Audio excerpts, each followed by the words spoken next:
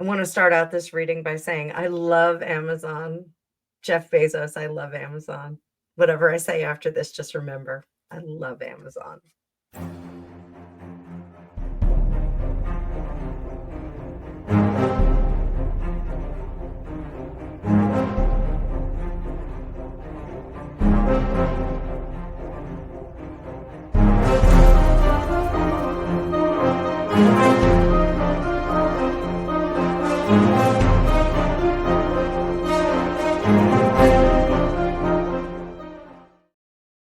Welcome to Fortune Cookies Tarot. I'm Annabelle. I'm a tarot practitioner for over 35 years.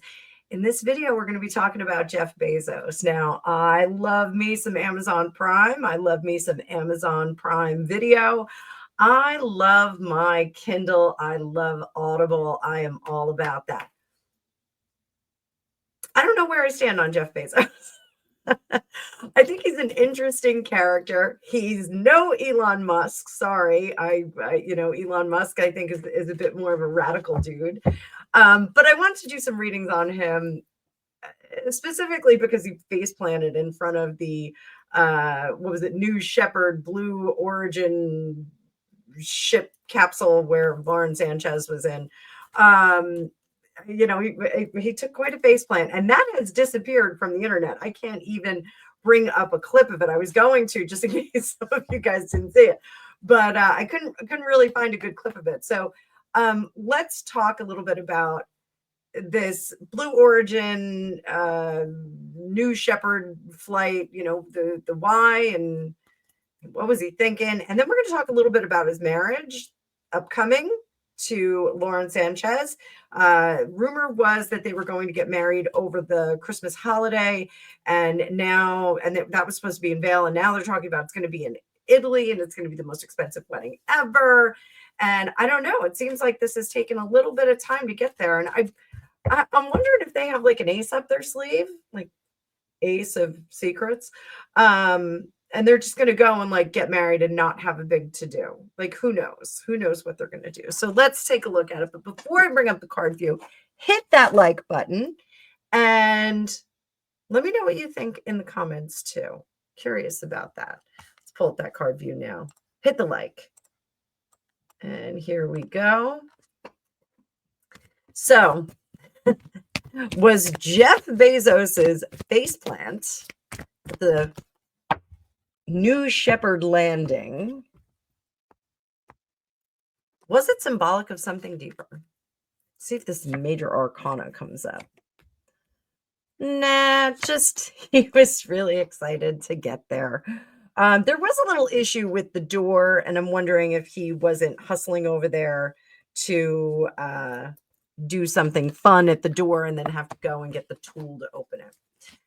So how is the public perceiving Jeff? I know the all-female flight crew question mark are taking quite a beating in the comments, in the press. But how is Jeff perceived by the public now after this flight?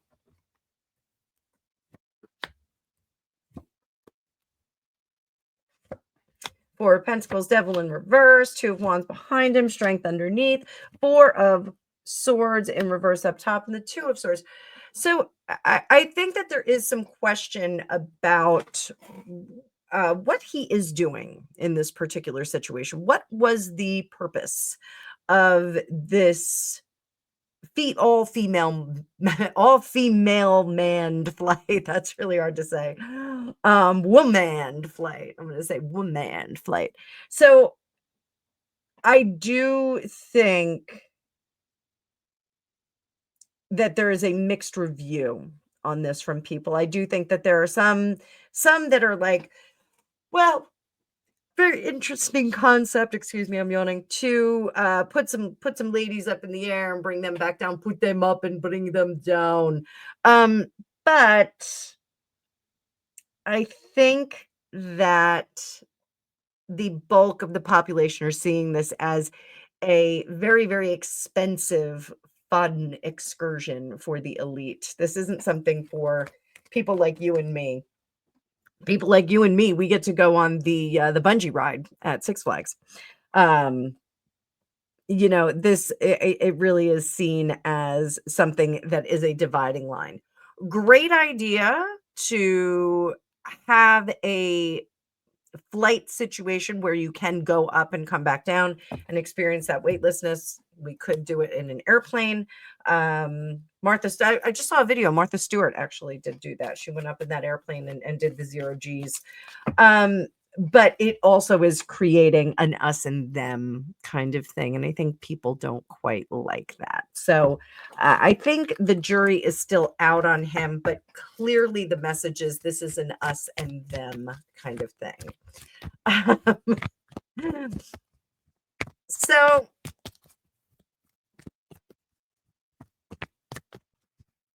the female crew returned safely, and then Jeff stumbled right in front of it. What message was the universe sending to him with that face plant? Was the universe that you get a little boink, little push from the universe? Was the universe sending him, be humble, my friend, be humble.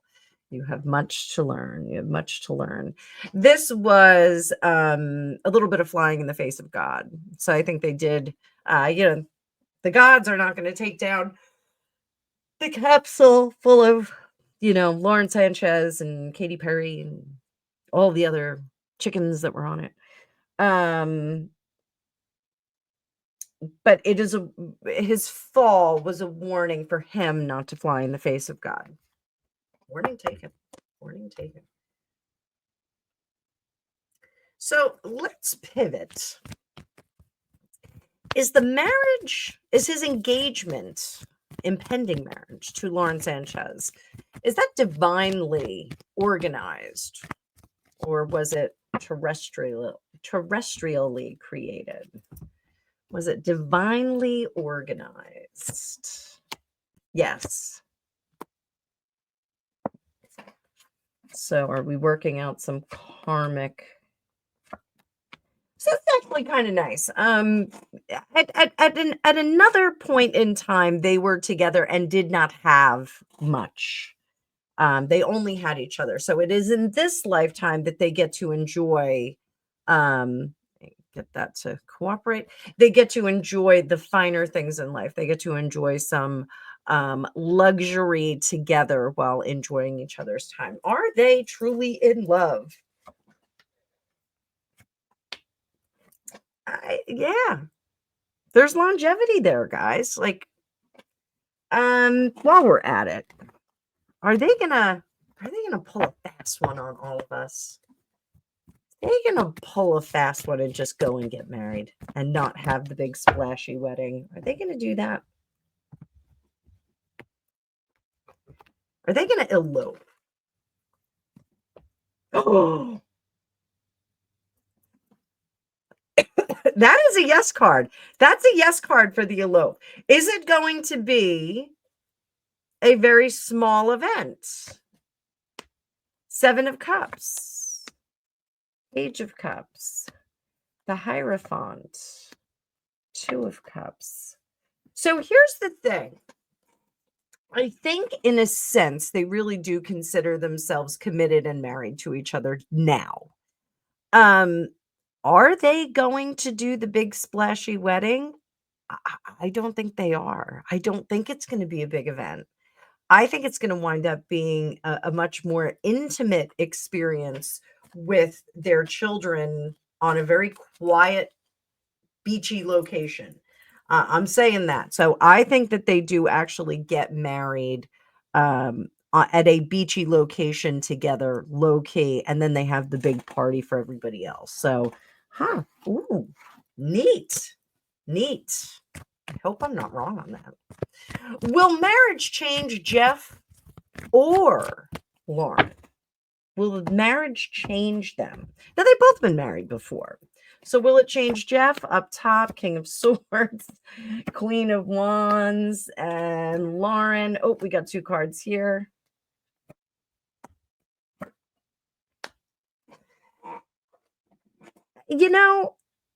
I think that marriage to Lauren for Jeff, he's the top row. I think that that gets him to dial it back a little bit. I think she brings some joy and fun into his world, and a little, a little less work, work, work, work, work. I think they know how to have fun together. She knows how to get him to unwind. I'm not saying that in any kind of salacious or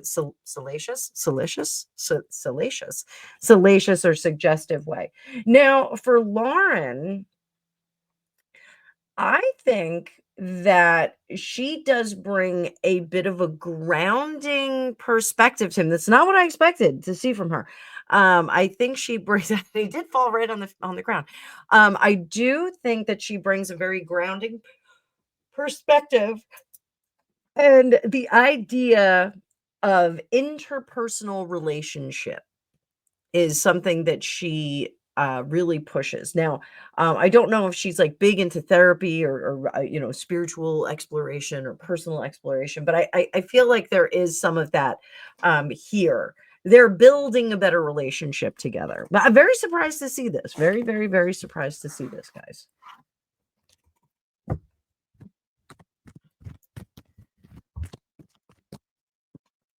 So, what kind of energetic balance do they have in their union? I think they have something very neat together.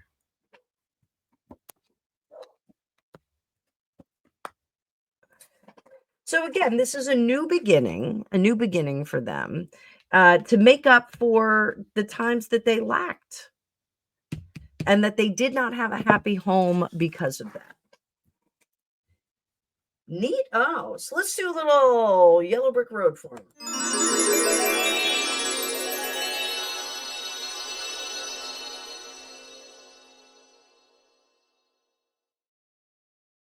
So what does old Jeffy Poo have to do in the space race? You know, he's competing with Elon Musk. What does he need to do to fulfill his wildest dreams? So, Wheel of Fortune, Queen of Cups, Nine of Swords. He's got to stop competing with Elon Musk. And he has to kind of just go with his own thing. He doesn't need to partner. He doesn't need to put things together. He has his own magic in a different way. It's not the same otherworldly magic that Elon Musk has. Jeff Bezos can rule Earth, and Elon Musk is going to rule the outer sphere, if you will.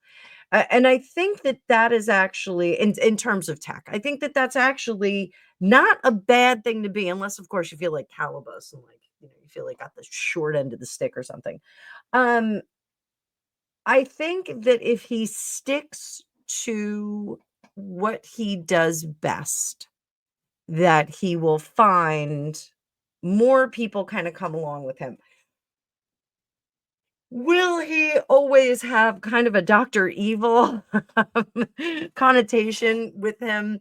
I think he does. I think people are always kind of looking behind, especially because he has gotten so fit over the last few years, and clearly has been very, very focused on that. He is way more likable than Bill Gates. He's way more likable than Mark Zuckerberg. Um, Not as likable as Tom from MySpace, but Tom outranks them all. But he's got to stop vying for a position that is not available for him. So when Elon Musk vacates this position in the government in Doge, I highly recommend that Jeff Bezos not attempt to backfill that position with some creation of his. I think that that would be very, very bad in terms of optics and in terms of progress. I think it would just be kind of doing the same thing over again, trying to pound your square peg into the round hole. So,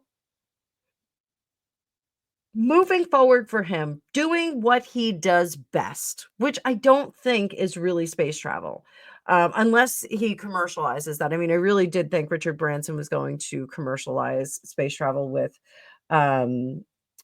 Virgin Atlantic, but maybe that's a partnership we see coming up. Who knows? I don't know if they like each other. They may not. So, will Blue Origin be remembered as his legacy? Will his space travel be his legacy? No. Will Amazon be his legacy? No. What else does he do?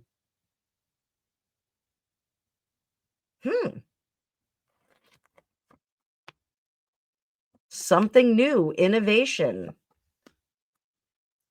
This is interesting. So I think the next innovation fails. I think it's something that everyone needs, but I think it fails. Does somebody else pick that up after he's gone?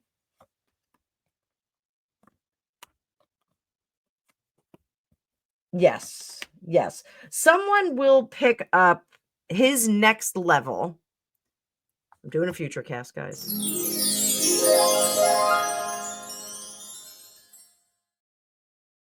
So his next level of innovation, the next project that he gets involved in is a need for people,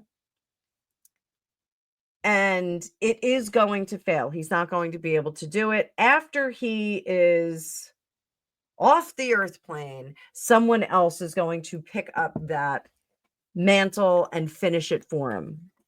And that'll be very interesting. So that's going to be something for mankind. Cards have any warning for him? Any warnings for him? I'm a little worried about him flying about. Ace of Pentacles. Stay on the ground, Jeff. Stay on the ground. Flight is not something that's great for him. He can direct the flights, but he really shouldn't be going up in them. I think the more he goes up in them, the more he risks ending it all with that world card. If they tell him that a job is too dangerous, if a flight is too dangerous, he should heed that warning. He should not go up in any experimental things. I'm very, very concerned about him flying about. I'm going to say that. I'm going to say it again. No flying about, Jeff Bezos. Poor judgment. You should be very, very careful about flying about. How will the public's relationship change with Bezos in the next 5 years?